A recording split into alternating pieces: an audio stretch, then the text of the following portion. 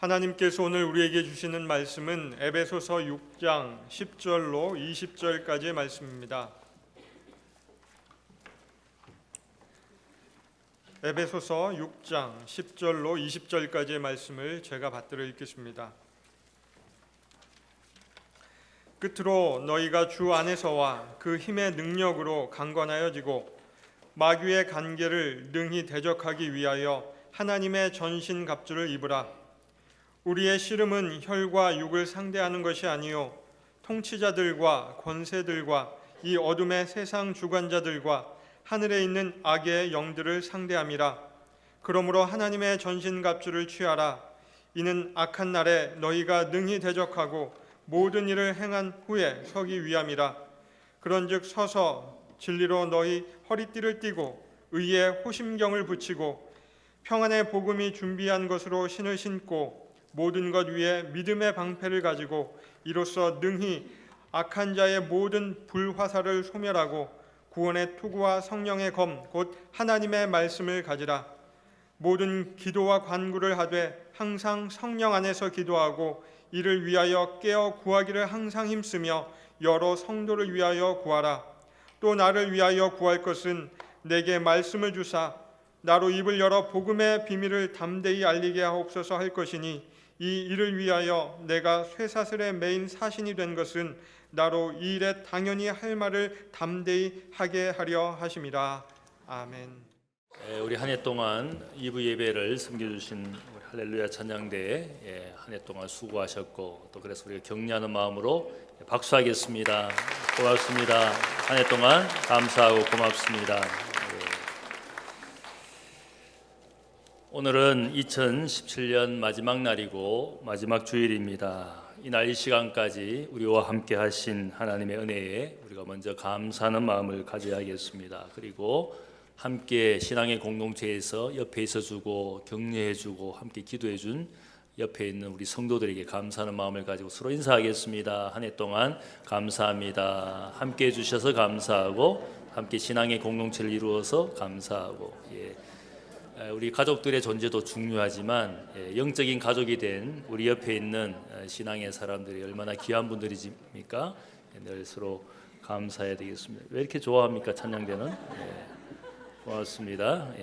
얼마나 아름다운 찬양을 늘 이렇게 준비하셔서 하나님께 찬양의 제사를 드리고 제가 새 가족을 만나면 늘 그런 이야기 듣습니다. 진짜 찬양대가 은혜롭고 잘한다고. 자기가 여러 교회를 다녀봤지만 대학교의 찬양대만큼 이렇게 잘하고 은혜롭고 그런 이야기를 많이 듣습니다. 우리가 수고하는 이 귀한 찬양대에 찬양의 제사를 우리는 또 감사하는 마음으로 함께 찬양의 제사를 또 새해에 더 정성껏 드려야 되겠습니다.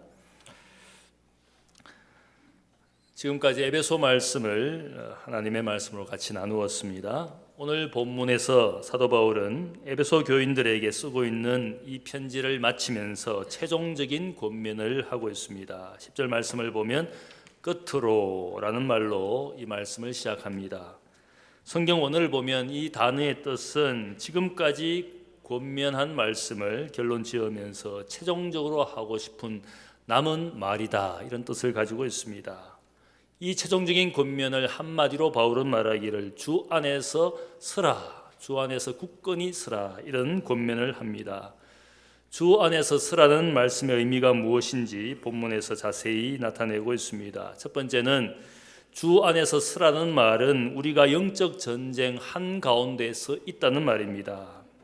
바울은 그리스도인들이 주 안에서 그리고 그분의 힘의 능력으로 강건하여 지라 이렇게 권면을 시작합니다. 이 말씀은 마치 군인이 전쟁을 대비하면서 훈련받고 체력을 단련하는 것처럼 주 안에서 우리가 그분의 능력으로 강건하여 져야 한다고 말하고 있습니다. 우리가 하나님의 은혜로 믿음의 선물을 받아서 하나님의 교회, 신앙의 삶을 이 공동체에서 하고 있습니다. 교회를 이루는 것이 신앙생활의 목적은 결코 아닙니다. 교회를 세우고 교회가 성장하고 큰 교회가 되는 것, 그것은 우리 신앙의 목적은 결코 될 수 없습니다. 교회를 이룬 것은 하나의 과정이고 수단에 불과합니다. 때가 되면 하나님의 뜻, 하나님의 목적을 위해서 우리 교회가 존재하는 것입니다. 신앙생활을 잘못하면 이것이 마치 목적인 것처럼 교회를 이룬 것으로 성장한 것으로 다 된 것처럼 생각을 하면 영적인 착각입니다. 이것은 과정과 수단에 불과합니다. 영적 전쟁을 이 세상에서 교회가 감당하도록 우리가 훈련을 받은 겁니다.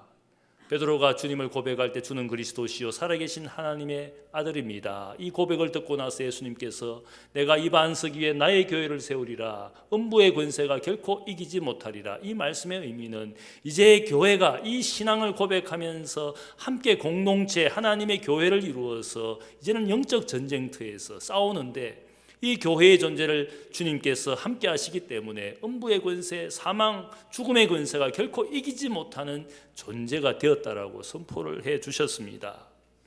오늘 사도 바울의 권면은 우리의 힘으로 스스로 강건하게 된 것이 아니라 주님의 능력, 그분의 힘의 능력으로 우리가 강건하여져야 한다 이렇게 말씀합니다. 그분의 능력으로 이 영적 전쟁을 우리가 싸우는 교회가 되어야 된다는 말씀입니다. 11절 말씀을 보면 바울이 말하기를 마귀의 강궤를 능히 대적하기 위하여 하나님의 전신갑주를 입어라 이렇게 명령하는 것은 영적 대적인 사탄의 존재를 우리에게 알리고 있습니다. 이 사탄은 온갖 수단과 방법으로 그리스도인들을 넘어뜨리기 위해서 패배시키기 위해서 야고보서의 말씀처럼 우는 사자처럼 삼킬 먹이를 찾기 위하여 온 세상을 두루 다니는 것이 우리의 영적 대적인 사탄이라고 사탄의 존재에 대해서 이야기합니다. 사탄이 가만히 있는 것이 아니라 삼킬 자를 삼키기 위해서 마귀의 관계라는 이 말 헬라어 메소데이아라는 말은 여기에서 영어 메소드라는 말이 나왔습니다. 수단, 방법 수단과 방법을 가리지 않고 마귀는 그리스도인들과 교회를 넘어뜨리기 위해서 온 방법, 온갖 권모술수를 부리고 있는 것이 영적 대적 사탄의 존재라는 겁니다. 왜 그렇게 사탄이 열심히 그리스도인들을 넘어뜨리기 위해서 일하고 있겠습니까? 이유는 단 한 가지입니다. 사탄은 지금의 상황이 영적 전쟁이라는 것을 누구보다 잘 알고 있습니다. 왜냐하면 이 땅에 예수 그리스도가 하나님의 나라를 가지고 이 땅에 들어오셨기 때문에 그래서 예수님 말씀하시기를 하나님의 나라가 겨자씨처럼 너희 가운데 이미 심겨졌느니라.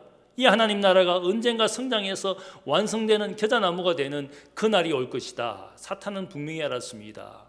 자신이 주인처럼 행세하는 세상의 나라에 하나님의 나라가 이미 시작되었다라는 사실을 알고 세상 나라와 하나님의 나라가 영적 전쟁 가운데 지금 있다라는 사실을 영적 대적 적군인 사탄은 누구보다 잘 알기 때문에 이 전쟁에서 패하지 않기 위해서 사탄이 일하고 있다는 뜻입니다. 전쟁을 알고 있고 인지하고 있기 때문에 전쟁에서 그리스도인들을 이기기 위해서 온 세상을 다니고 있다는 뜻입니다. 문제는 무엇입니까? 아군이라 할 수 있는 우리의 존재가 이 전쟁 상황을 제대로 인지하지 못하기 때문에 우리 중에는 누군가 전쟁인 것을 모르고 안일하게 나태하게 살아가는 모양을 가지고 있습니다. 전쟁이라는 상황은 적군은 잘 알고 있는데 아군은 우리가 잘 알지 못하기 때문에 신앙생활을 성실하지 못하게 혹은 게으르게 하고 있다는 뜻이라는 겁니다. 전쟁 상태라는 것을 인지하지 못해서 한국 근대사에 대한 여러 가지 다른 인식이 있습니다. 그것은 서로 다를 수가 있습니다. 근대사에 대한 생각이 다르기 때문에 교과서 문제 가지고 많이 지금 정권 안에서 문제가 되고 있지 않습니까? 그런데 역사인식은 다를 수 있지만 분명한 사실이 한 가지 있습니다. 우리는 여전히 전쟁 중인 나라입니다. 왜 그렇습니까? 64년 전에 6.25 전쟁이 종전이 된 것이 아니라 잠깐 정전이 되어 있는 상태로 긴 세월을 정전 상태로 보내고 있습니다. 전쟁을 일으킨 사람이 저기에 존재하고 있고 우리는 종전된 것, 전쟁을 끝낸 것이 아니라 휴전 상태로 정전 상태로 지금의 세월을 보내고 있습니다. 가끔씩 이러한 평화의 시절이 길다고 해서 전쟁이 끝난 것이냐? 절대로 그렇지 않습니다. 전쟁을 일으키는 사람이 저기에 존재하고 있고 전쟁을 일으킨 적군의 수괴들이 거기에 존재하고 있습니다. 김일성 정권, 김정은 정권이 아직도 존재하고 있습니다. 전쟁을 일으킨 사람들이 거기에 존재하고 있습니다. 평화가 길어진다고 해서 전쟁이 없는 나라가 아니라 정전 상태로 우리가 있는 것입니다. 우리가 여전히 전쟁 상태에 있다는 사실입니다. 바울은 우리가 전쟁 상황이라는 사실을 분명히 알리고 있습니다. 12절 말씀을 보면 우리의 씨름은 혈과 육을 상대하는 것이 아니요 통치자들과 권세들과 이 어둠의 세상 주관자들과 하늘에 있는 악의 영들을 상대함이라. 바울이 말하는 전쟁은 물리적인 그런 세상 전쟁이 아니라 영적인 대적이 존재하고 그들과 싸우는 영적 전쟁 상태에 우리가 살고 있다는 것을 알리고 있습니다. 마귀로부터 그 아래 모든 영적인 적군들을 구체적으로 나열하고 있습니다. 왜 이렇게 나열하는 겁니까? 우리의 적군의 존재가 저기에 있다라는 사실들을 알리고 있습니다.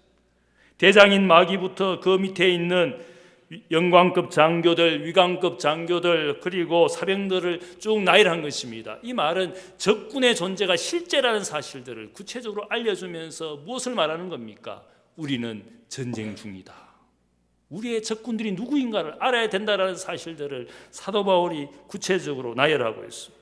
전쟁이 실제하고 있다는 사실들, 영적 전쟁이 존재하고 있다는 사실들을 알리기 위해서 사탄으로부터 수많은 어둠의 영적 세력들을 나열했습니다. 적군의 계수와 참모들이 누구인지, 우리가 영적 전쟁 상태에 그들과 지금 대적하고 있다는 사실을 알려주면서 바울이 또한 말하는 것이 있습니다. 이 전쟁이 실제하고 있다는 사실을 알려주기 위해서 바울이 한 가지를 말합니다. 그것은 영적 전쟁은 우리 밖에서도 일어나지만 우리의 삶에서 우리 마음 안에서도 일어나는 영적 전쟁이라는 겁니다. 그래서 로마서 7장을 보면 사도 바울이 자신의 인생과 자신의 영혼, 마음 속에서 일어나는 이 영적 전쟁을 표현합니다. 내가 원하는 바 선은 행하지 아니하고 도리어 원하지 아니하는 바 악을 행하는도다. 내 지체 속에서 한 다른 법이 내 마음의 법과 싸워서 내 지체 속에 있는 죄의 법으로 나를 사로잡는 것을 보는도다. 오호라 나는 공고한 사람이로다. 이 사망의 몸에서 누가 나를 건져내랴. 사도 바울은 자신의 마음 한가운데 벌어지고 있는 이 영적 전쟁을 고백하고 있습니다. 선한 마음과 악한 마음이 늘 내 마음의 전쟁터에서 싸우고 있는데 나는 늘 지고 있는 인생의 연약함을 고백합니다. 원하지 않는 악을 결국 내 마음의 주인이 되어서 내가 마치 전쟁터의 포로가 된 것처럼 나를 사로잡아 간다. 결국은 사로잡혀서 포로가 되어서 비참한 삶을 살다가 죽게 되는 그런 인생, 이 사망의 몸에서 누가 나를 건져내랴. 전쟁의 패배자가 된 자신의 모습을 절망하고 있습니다. 낙심하고 있습니다. 우리는 날마다 매 순간 벌어지는 마음의 전쟁에서 이기기도 하고 지기도 하는 인생입니다. 영적 전쟁이 어떻게 벌어지고 있습니까? 영적 우선순위에서 하나님보다 세상을 선택하고 있습니다. 나는 이긴 것이 아니라 지고 있는 겁니다. 기쁨과 기도와 감사로 하나님의 뜻을 행하며 이 세상에 살고 있으면 나는 승리자이지만 우리가 영적 전쟁에서 쉽게 집니다. 늘 낙심하고 좌절하고 근심하고 염려하고 내 마음의 감정이 시기와 다툼으로 누군가에 대한 미움과 정오심으로 용서하지 않고 우리가 시기와 다툼을 해결하지 않고 있으면 나는 영적 전쟁에 이미 패배자라는 사실을 알아야 되는 겁니다. 죄의 포로가 되어서 사로잡혀가다가 팔려가다가 결국 죽게 되는, 그래서 사도 바울은 자신의 인생에 벌어지는 이 영적 패배에 절망했지만 그러나 희망이 있었습니다. 그리스도 예수 안에 있는 생명의 성령의 법이 나를 죄와 사망에서 나를 해방하였습니다. 그리스도가 아니면, 성령이 아니면 나는 패배자가 되지만 이 세상에 우리 가운데 오신 그리스도와 그분의 영의 역사로 말미암아 내가 영적 전쟁에서 승리할 수 있는 능력을, 권세를 받았으니까 그는 하나님 앞에 이 승리를 주시는 하나님께 내가 감사하노라. 날마다 나에게 이김을 주시는 하나님께 내가 감사하노라. 이런 고백을 하고 있어. 매일 우리가 우리의 마음에서 영적 전쟁이 벌어지기 때문에 우리는 영적 전쟁에 서 있는 존재라는 사실들을 사도 바울은 분명히 말씀하고 있어.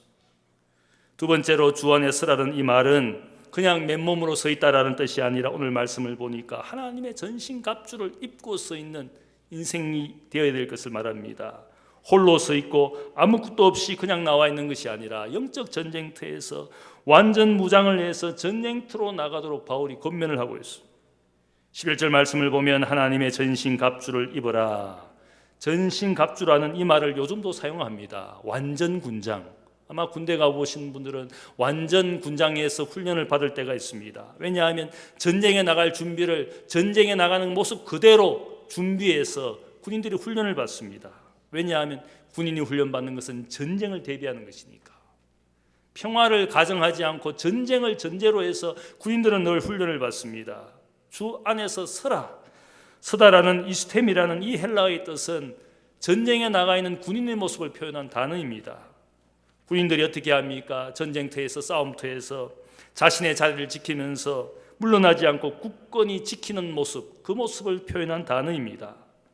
자기 자리를 지키면서 자기가 구멍이 되지 않도록, 자기 때문에 빈틈이 생겨서 적군들이 그곳으로 들어온다면 결국 전쟁에 패배하기 때문에 자기 자리를 물러서지 않고 굳건히 지키는 모습, 그것이 서다라는 표현입니다. 그래서 전쟁터에 나가는 군인들은 자기 자리를 지키는데 그냥 지키는 것이 아니라 완전 무장을 합니다. 맨몸으로 나서지 않습니다. 전쟁의 나날이 얼마나 길어질지 모르기 때문에 먹을 것, 입을 것도 챙기고 자신의 몸을 철모와 군복으로 잘 감쌉니다. 그리고는 적을 살상하고 이기기 위해서 총과 칼을 소지하는 것이 완전 군장의 모습입니다. 수십 킬로가 나가지만 그거 짊어지고 훈련을 합니다. 전쟁터에서 이기기 위해서. 평화의 시절에도 혹은 정기적으로 완전 군장을 해서 군인들이 훈련을 받고 있습니다. 아마 이 하나님의 전신갑주를 입어라, 그리고 구체적으로 어떻게 무장해야 되는지 이야기하는 그것은 아마 바울이 감옥에 갇혀 있으면서 자기를 지키는 로마 군인의 모습을 지켜보았을 겁니다. 그 모습을 보니까 전신갑주를 입은 모습입니다. 그래서 그 모양을 가지고 바울이 우리에게 권면합니다. 그런즉 서서 진리로 허리띠를 띠고 의의 흉패를 붙이고 평화의 복음에 준비된 것으로 신을 신고 모든 것 위에 믿음의 방패를 가지고 이로써 능히 악한 자의 모든 불화살을 소멸하고 구원의 투구와 승리의 금 곧 하나님의 말씀을 가지라. 어떻게 그리스도인들이 영적으로 무장해야 될지를 구체적으로 보여줍니다. 우리의 영적인 삶이 교회 공동체 안에서 내가 빈틈이 되고 구멍이 되어서 거기로 사탄이 유혹하고 사탄이 불화살을 쏘아서 나 때문에, 나의 빈자리 때문에 교회 공동체가 무너지지 않도록 모든 사람이 자기의 삶의 자리에서 영적으로 완전 무장을 하여 살아가도록 그렇게 말하고 있습니다. 여러분들이 영화를 보면 가끔씩 전쟁할 때 적군이 화살을 쏠 때 어떻게 합니까? 아군들이 한 곳에 모여서 다 같이 자기의 방패를 들고 완전하게 빈틈이 생기지 않도록 모여있는 그 방패의 모습을 보지 않습니까? 그런데 누군가 방패를 제대로 들고 있지 않으면 거기로 화살이 들어오고 거기에 결국 자신 때문에 누군가 죽게 되어 있습니다. 구멍이 생기면, 운동을 하다 보면, 게임을 하다 보면 항상 구멍인 존재가 있지 않습니까? 준비되지 않고 제대로 훈련받지 않아서 보면 그 때문에 패배를 하기도 하고 실점을 당하기도 하고, 구멍이라는 존재를 우리가 늘 이렇게 놀리지 않습니까? 구멍이다, 구멍이다. 우리도 보면 구멍이 많습니다. 골프장도 아닌데 왜 이렇게 구멍이 많습니까? 그 사람 때문에 교회가 힘이 듭니다. 문제가 일어납니다. 불화가 일어납니다. 그 사람이 말한 것 때문에, 행동한 것 때문에 교회가 구멍이 되어서 여러 주위에 있는 사람들이 다치는 것을 보게 됩니다. 내가 하나님 앞에 준비되어 있지 않으면 거기를 이 사탄이 집중적으로 공격하게 되어 있습니다. 그를 이용해서 사탄이 유혹합니다. 넘어지게 합니다. 그와 함께 있는 사람들이 피해와 상처를 당하는 것을 보게 됩니다. 우리의 영적인 삶이 빈틈이 없도록 온전히 무장하라고 이야기합니다. 유럽에 가보면, 거기에 박물관을 가보면 가끔씩 그런 모습을 봅니다. 중세 때 병사들 또 기사들이 어떻게 무장했는지 거기에 보면 철제 갑옷 혹은 철제 투구를 보게 됩니다. 그 모습을 자세히 보면 신분과 지위가 높은 사람일수록 무장하는 갑옷이 빈틈이 없습니다. 철저하게 감쌉니다. 눈만 빼고는 완전히 철제 갑옷으로 투구로 완전히 감싸고 있는 그런 갑옷을 보게 됩니다. 그것을 보노라면 저 사람 저렇게 입으면 죽이기 힘들겠다. 칼로, 창으로, 화살로도 죽일 수가 없겠구나. 죽이려면 도끼로 이마를 까든지 방법이 없어요. 그만큼 철저하게 신분과 지위가 높고 혹은 자신의 재물과 부를 가지고 자신의 생명을 보호하고 있는 것을 보게 됩니다. 반대로 지위와 신분이 낮은 병사일수록 무장한 것이 허술합니다. 화살 하나에, 창 하나에 그냥 찔려 죽는 허무하게 억울하게 죽게 되는 병사의 모습도 생각을 할 수가 있습니다. 지위와 신분 그리고 빈부에 따라서 그가 무장하는 정도가 달라져서 전쟁터에 나가서 누구는 보호를 잘 받고 살아남고 누구는 허술하게 무장했다가 쉽게 상처 입고 죽게 되는 것을 상상할 수가 있습니다. 그것이 세상의 전쟁터이고 무장하는 정도입니다. 그러나 어떻습니까? 우리의 영적인 무장은 어떻습니까? 신분과 지위와 빈부와 상관이 없이 차별이 없이 모두가 똑같은 하나님의 말씀 한 분 성령의 은혜를 경험했습니다. 세상적인 지위와 신분과 빈부가 차이가 있다 할지라도 우리가 하나님 앞에 무장하는 것은 내가 영적으로 자신이 하나님 앞에 성실하게 신실하게 살면 자신을 이 영적인 전쟁터에서 얼마든지 보호할 수 있습니다. 누구든지 기도하면, 누구든지 말씀 가운데 살면, 누구든지 하나님 앞에 충성된 종이면 자신을 잘 무장할 수가 있습니다. 자신의 영적인 책임을 다하면 얼마든지 세상 전쟁과는 너무나 다릅니다. 하나님의 말씀과 성령으로 우리를 온전히 무장할 수가 있습니다. 자신의 믿음의 분량대로 자신만 하나님 앞에 바르게 그리고 성실하게 준비만 하면 온전히 무장할 수 있습니다. 우리가 온전히 무장할수록 상처 입거나 죽을 가망이 적어진다는 겁니다. 허술하게 무장했다가 구멍이 되고 빈틈이 되고 죽게 되고 상처 입는 사람들 너무너무 많이 봅니다. 목사라고 해서 제대로 무장하지 않으면 상처 입고 죽게 되어 있습니다. 신앙생활 아무리 오래 해도 기도와 말씀 생활을 등한시하면 그의 신앙의 연륜과 상관없이 상처 입고 죽게 되어 있습니다. 그것은 진리입니다. 우리가 무장을 제대로 해야 되는데 목사라고 해서 게을리하고 신앙생활 20년 30년 했다고 해서 나는 이제 충분하다고 생각하는 그 순간에 사탄은 그것을 빈틈으로 무장하지 않은 그를 향하여 공격하게 될 겁니다. 주 안에서 서라, 이 말은 제대로 무장해서 전쟁터에 서 있으라는 말씀입니다. 세 번째로 주 안에 서라는 이 말씀은 한 가지 중요한 것을 우리에게 가르쳐 줍니다. 주 안에 서기 위해서 우리에게 필요한 것은 기도라는 겁니다. 바울이 오늘 말씀에서 하나님의 전신갑주를 입으라고 말했을 때 갑옷을 입고 투구를 쓰고 금과 방패를 들고 있는 것으로 완전 무장했지만 영적 전쟁터에서 그것만으로 충분하지 않다라는 말을 우리에게 합니다. 그래서 18절 말씀을 보면 모든 기도와 간구를 하되 항상 성령 안에서 기도하고 이를 위하여 깨어 구하기를 항상 힘쓰며 여러 성도를 위하여 구하라. 우리가 이 말씀을 늘 이야기할 때 영적 전쟁터에서 완전 무장하라 이렇게 말씀을 우리가 생각하고 그냥 그것으로 적용하고 끝냅니다. 그러나 사실은 더 중요한 말씀이 18절 말씀입니다. 완전 무장을 하고 있더라도 기도로 깨어 있지 아니하면 그 무장한 모든 것이 헛된 것이다. 왜 그렇습니까? 군인이 아무리 무장을 하고 혹은 좋은 무기를 가졌다 할지라도 전쟁터에서 모든 군인들이 잠들어 있으면 지극히 위험하게 됩니다. 적군이 그 불침번도 없는 모두 잠들어 있는 그곳에 너무나 쉽게 이길 수가 있어. 그래서 우리가 군인들은 어떠합니까? 전쟁터에서도 혹은 평화의 시대에도 늘 군인들은 불침번을 세웁니다. 다른 동료들은 잠들어 있다 할지라도 누군가는 불침번을 쓰면서 보초를 쓰고 초계병이 되어서 지키고 있습니다. 옛날의 성읍을 보면 반드시 파수꾼이 있었어. 잠들어 있지만 누군가는 깨어서 적의 동태를 살피고 있어야 됩니다. 누군가는 깨어 있어야 됩니다. 깨어있는 그를 믿고 모든 사람들이 잠들 수가 있습니다. 잠을 잘 수가 있어요.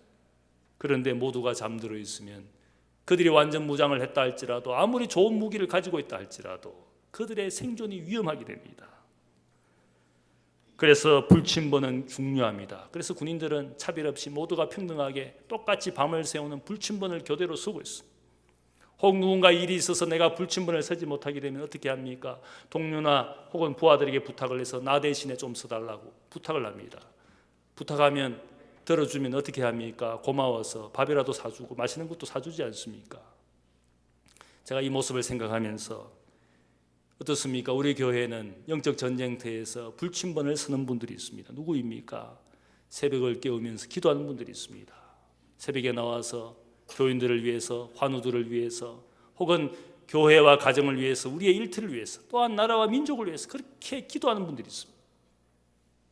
완전 무장을 하고 좋은 것을 가지고 있지만 그것이 허무하게 될 수가 있습니다. 불침번을 쓰고 있습니다. 기도의 파수꾼이 되어서. 잠들어 영혼들을 위하여 기도하고 있습니다. 교회에서 우리를 위하여 기도해 주는 새벽을 깨우는 분들에게 맛있는 것을 좀 사주어야 되지 않겠습니까? 내가 불침번 서야 되는데 나 대신 다 쓰고 있으니까, 내 순수도 지키지 못하고 나는 잠들어 있으니까 나를 위하여 기도해 주는 불침번 서는 집사님들에게 밥이라도 한 끼 사줘야 되지 않습니까? 우리 교회에 저는 처음 들은 용어인데 어떤 집사님 그런 이야기를 하시더라고요. 우리 교회는 삼자교회입니다. 삼자교회가 이게 중국 공산당이 인정한 공식적인 중국 교회인데 웬 대학교회가 삼자교회인가? 가만히 들어보니까 새벽에 열심히 기도하는 자자로 끝나는 집사님들 때문에 우리가 살고 있는 것이다. 삼자교회. 누구라고 제가 밝히지는 않겠습니다. 열심히 기도하고 열심히 봉사하고 삼자교회. 그 세 분 때문에 대학교회가 영적으로 그래도 지켜지고 있고 보호받고 있는 것이다. 새벽을 깨우는 불침번을 서는 그 집사님들 때문에 방송실에서 새벽 기도를 준비하고 피아노를 치면서 새벽 예배를 준비해 주는 그분 집사님들 때문에 우리가 평안하게 잠을 잘 수 있는 겁니다. 그분들에게 밥 한 끼 사주어야 되지 않겠습니까? 밥 사주기 싫으면 헌금이라도 많이 하든지. 제가 옛날에 그런 이야기 했어요. 저 강남의 부자교회는 그렇게 새벽기도회가 많이 모인다 그럽니다. 그렇게 돈 많은 강남 사람들이 왜 그렇게 안타깝게 새벽기도를 하는 겁니까? 그런데 돈 100만 원도 돈 10억도 없는 사람들 왜 기도도 안 하는 겁니까? 돈도 없으면서 기도도 안 하고 도대체 뭘 믿고 사는지 모르겠어요. 돈도 안 믿고 기도도 안 믿고. 우리가 하나님 앞에서 우리를 위하여 기도해 주는 이 일이 얼마나 중요한 겁니까?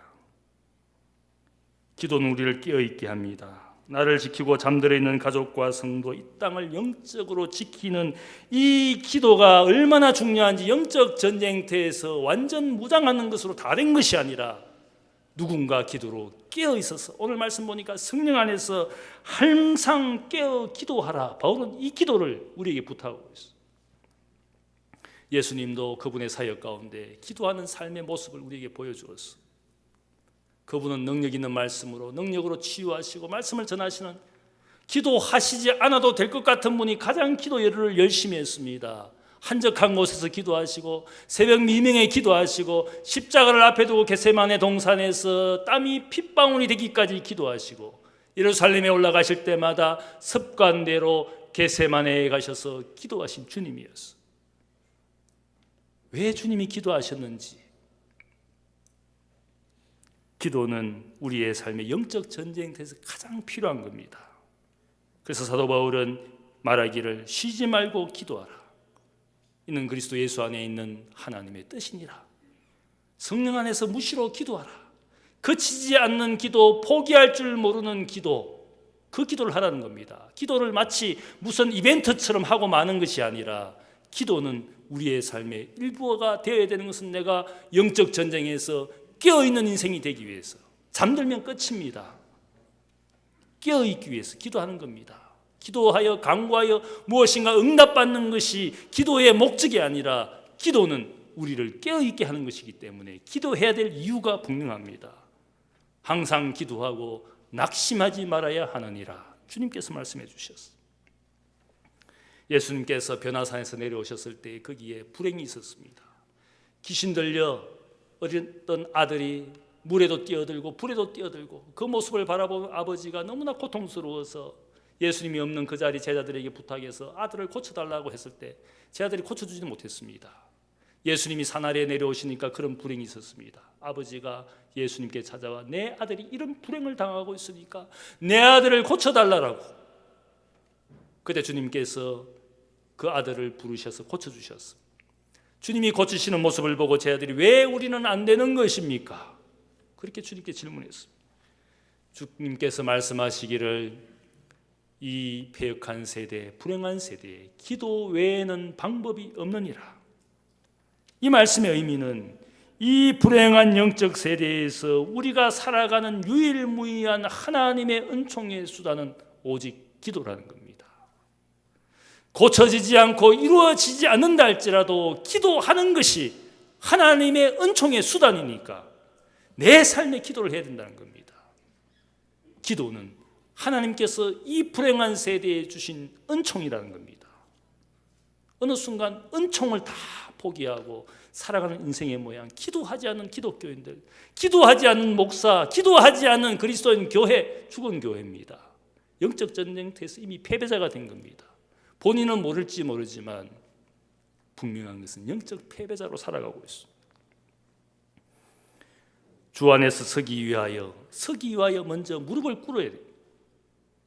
온전히 서기 위해서, 서서 흔들리지 않기 위해서 우리가 무릎을 먼저 꿇을 줄 알아야 돼요.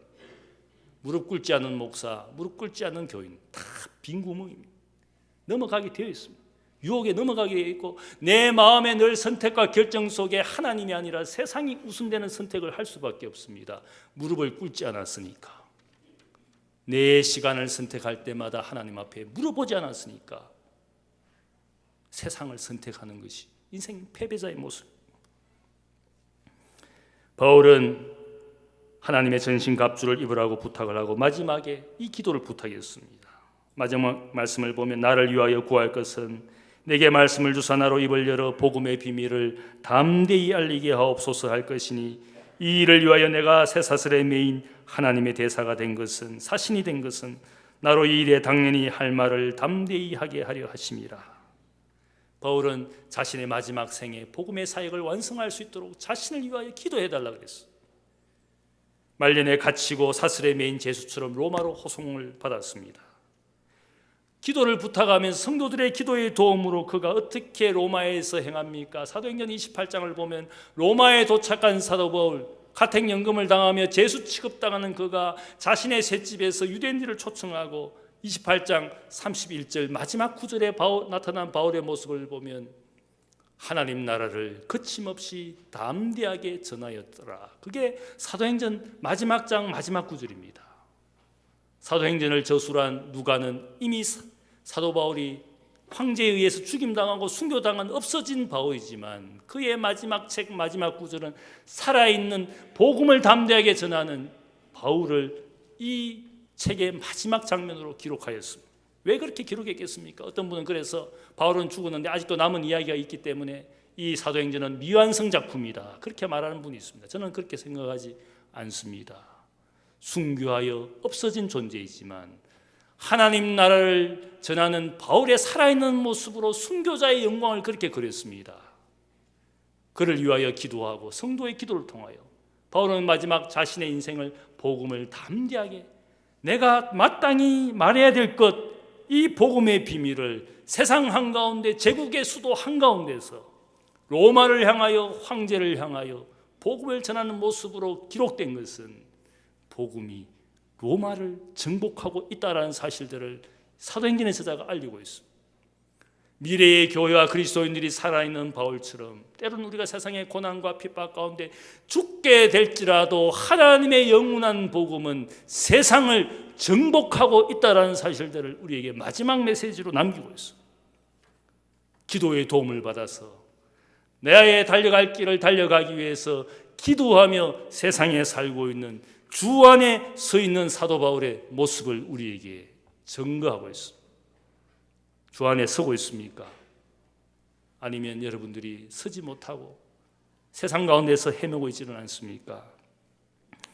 저는 한 해 동안 대학교회가 그래도 이 자리에 서 있는 것을 감사합니다. 어려운 일들이 계속된다 할지라도 우리 가정과 일터가 그래도 존재하고 있음을 감사해야 됩니다. 더욱 온전히 서기 위해서, 바로 서기 위해서 다가오는 새에 무릎 꿇는 삼자교회가 아니라 삼순위 교회도 되고 삼식교회도 되고 나 때문에 교회가 든든히 세워져 있는 그런 기도의 보람을 가지고 있어야 되지 않겠습니까? 내가 구멍이 되고 나 때문에 교회가 흔들리고 상처받고, 그것이 아니라 하나님 앞에서 내가 온전히 무장해서 내가 함께 기도함으로 하나님 앞에 내가 영적인 빈틈이 되지 않도록 함께 온전히 세워지는 2018년 새해가 되기를 주님의 이름으로 축복합니다. 기도하겠습니다. 사랑의 아버지 하나님, 감사합니다. 하나님 아버지, 우리는 영적 전쟁터에서 살아가고 있습니다. 내가 믿음으로, 말씀으로, 성령으로, 또 복음으로, 또 진리로 온전히 무장하지 못하여 내가 영적인 빈틈이 되어서 나로 말미암아 가정이 흔들리고 일터가 흔들리고 또한 교회와 세상이 흔들리지 않도록 나를 깨우쳐 주시고 하나님 앞에 주신 은혜와 사랑을 가지고 온전히 잘 무장해서 또한 아버지 기도의 일꾼이 되어 이 땅을 파수하는 하나님의 종들이 되게 하여 주옵소서. 온전히 서기 위하여 온전히 무릎 꿇게 하여 주옵소서. 감사하며 예수님의 이름으로 기도하옵나이다. 아멘.